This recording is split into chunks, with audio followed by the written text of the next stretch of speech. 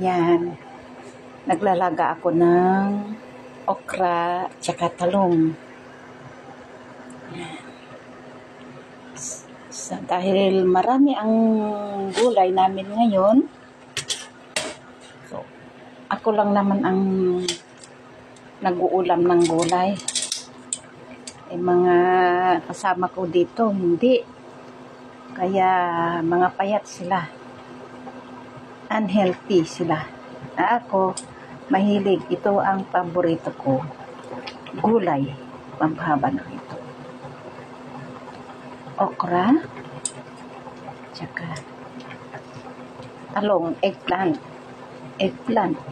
Tapos, saman pa sana yun ng yan. Laga lang guys. At the meantime, naka-English na words. At the meantime, hugasan ko yung carrots ko. Nasisira na guys, oh. Yan.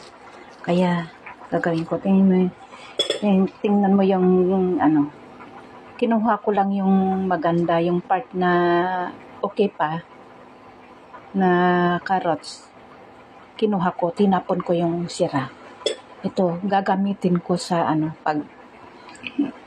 gagamitin ko pa ito sa sangag ko sa kanin, fried rice.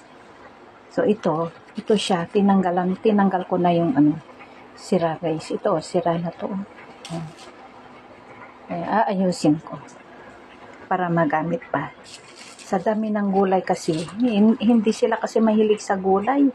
Basta mahilig lang mag-order. Kami ang kakain. Ako lang kakain. Hindi ko naman magwantaan makain. Ba yan? So, ang arami din ko. Yung, ito, yan, matenti ilok ka, to yun. So, ikatik atoy, kastina. Itoy, peti. Ito, okay pa, ito. Yan, tabi. Ito lang. Yan.